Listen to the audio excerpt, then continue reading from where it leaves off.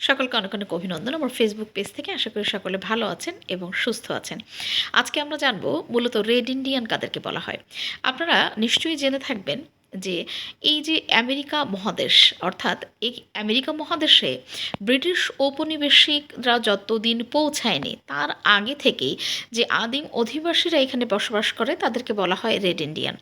এখন এই red Indian নামটি কোথা থেকে আসলো আপনারা নিশ্চয়ই জেনে থাকবেন যে 1492 সালে কলম্বাস যখন ভারতীয় উপমহাদেশের জলপথ আবিষ্কারের জন্য বের হন, তখন উনি ভুলবশত একটি জায়গায় এসে পৌঁছান এবং উনি মনে মনে ভেবে নেন যে এই জায়গাটি হচ্ছে ভারত বা ভারতীয় উপমহাদেশ, এবং সেইখানের জনগোষ্ঠীর গায়ের রং একটু তামাটে বা লালচে, এবং উনি তাদেরকে এই ইন্ডিয়ান ভেবে তাদেরকে নাম দিয়ে দেন রেড ইন্ডিয়ান।